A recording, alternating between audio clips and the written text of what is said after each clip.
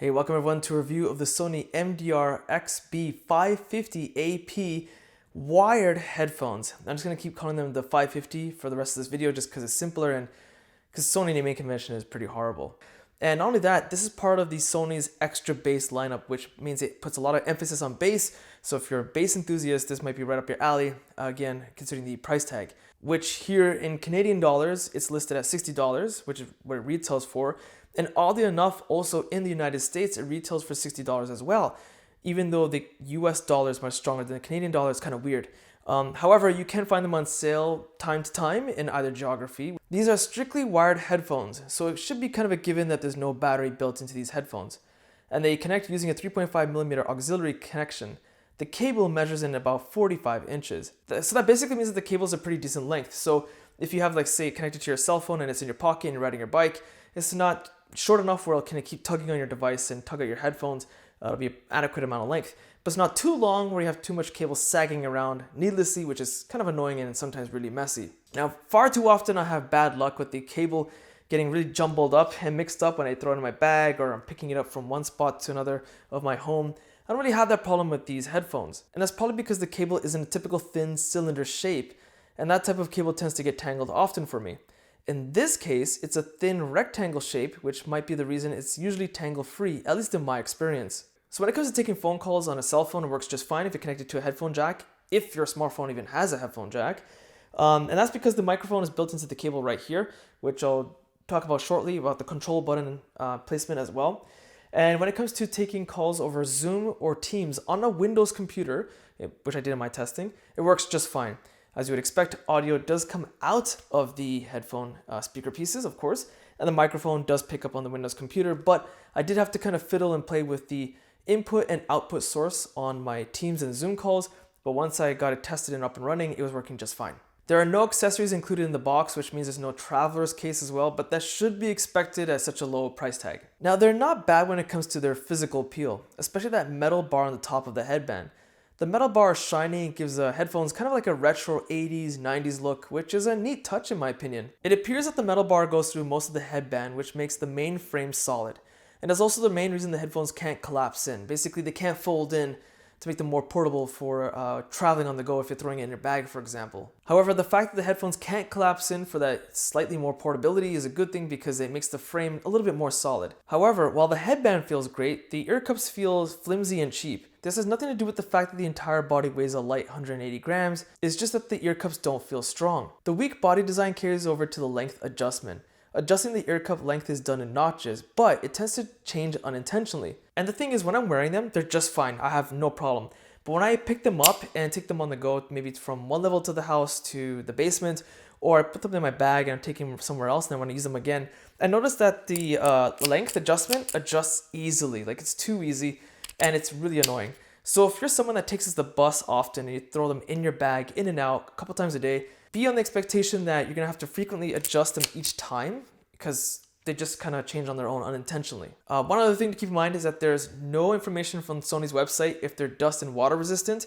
So basically you want to take with the expectation that you do not want to get them too dirty, especially do not get them wet at all. It might permanently damage the unit. There are color options available, which is great to fit your personal preference. Okay, so when it comes to comfort, they're not the best. See, when I wear them for about an hour, my ears tend to get a little warm and a little sore. After wearing them for 2 hours straight, so non-stop, that's when my ears get rather hot, not sweaty, but rather hot, and the headphones are a little irritating. Like, they actually kind of start to get a little sore. I gotta take them off for a few minutes before I can put them back on again. And there's a weird thing about this is because the flex of the headband itself, it doesn't squeeze in that tight. It's actually pretty reasonable, it's pretty loose. So I'm not sure why it causes that irritation. And no, I do not have sensitive ears, in case you're wondering that, because I have reviewed my fair share of headphones and headsets. You can find links to all those reviews in my YouTube channel. So the only other one that's really caused an issue for me was the Logitech Zone wireless headset. Any other device hasn't really caused this type of irritation before. What I also found strange about the comfort is that the ear pads have reasonable amount of cushioning and are rather soft, but that doesn't really help the case, does it? And on the subject of ear cups, they have some great adjustment when rotating them up, down, forward, and back to accommodate various head shapes. Now, the ear cups themselves don't seem like they can be replaced that easily.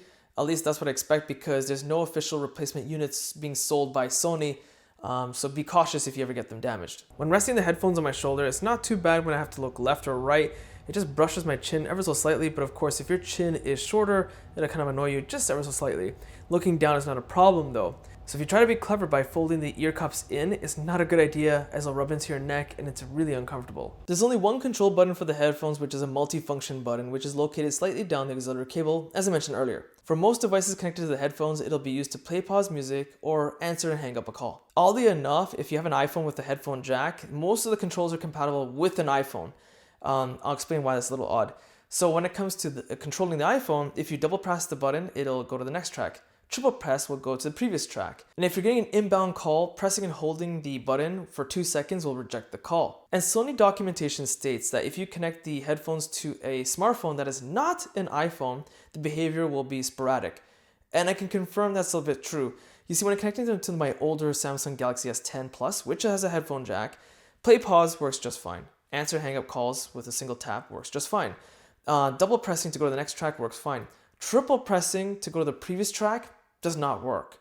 And one of the things I was kind of experimenting with, just playing around, that's not listed in Sony documentation is there's no phone call coming in and you press and hold the control button or multifunction button. What Google Assistant will do is read out the app notification that you have. What is the app name and what is the notification itself?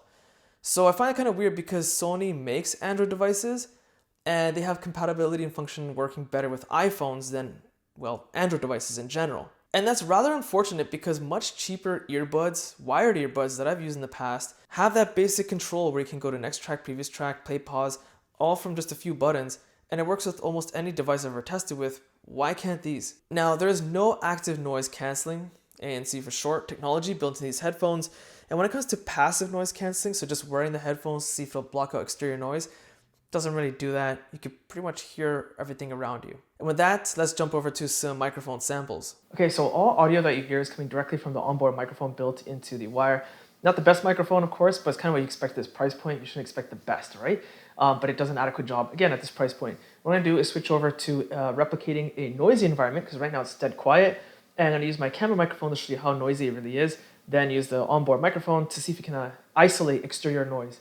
And then we'll do a wind test next. Okay, so right now you're hearing audio in a noisy environment through my camera microphone. Sounds pretty bad. I'm gonna switch over to the onboard microphone of the 550, and you can kind of judge for yourself what you think in terms of noise cancellation. So let me stop talking just for a few seconds. Okay, so right now I have the microphone pointing directly at my fan, which is about 5 feet away from me, replicating a windy environment. You can make a judgment call for yourself as to what you think. These are part of Sony's extra bass lineup headphones, which means, as you guessed, there's an emphasis on heavy bass. So bass enthusiasts will be in for a treat. Now, you're looking for a certain genre of music to really boom with the bass, like rap or hip hop, for example. It'll work great. One example song that I tested with is from Offset, his song 54321.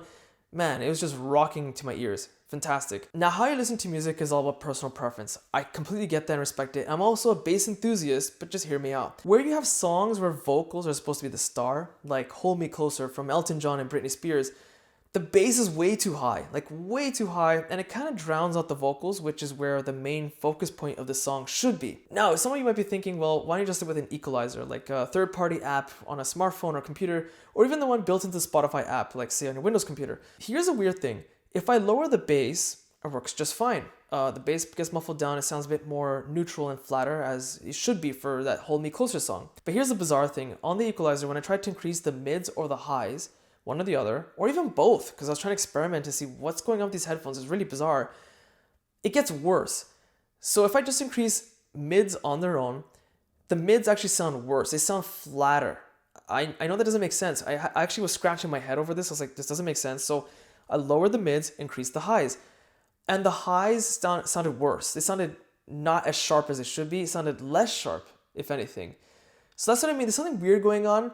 It seems like when it comes to playing with the equalizer, you'll have great success with the bass, but anything else, the performance gets degraded quite a bit. Now, switching over to software. In the manual that comes out of the box, there's mention of an Android app called SmartKey on the Google Play Store. And when I scan the QR code, it's a dead link. It doesn't actually go anywhere. So if I try to manually search for SmartKey on the Google Play Store, it seems like the first result is the Sony Headphone Connect app, which is the latest app from Sony when it comes to headphones. So I installed it. And when you try to connect a device under the wired headphone supported device listing, the 550 is not listed there. So it seems as though Sony has completely abandoned software support for these headphones, and they're still including the instruction manual for some bizarre reason. Overall, look, if you are going to wear them for short periods of time, short intervals, and you're really just only interested in the bass performance, get these headphones. Otherwise, all around in any other way, they're not that fantastic. You could probably look elsewhere for more all-around features. And with that said, that's the end of this review. So if you found this video useful, be sure to check my website and social media links in the video description. Hit the like button, it does help, subscribe, and thanks for watching.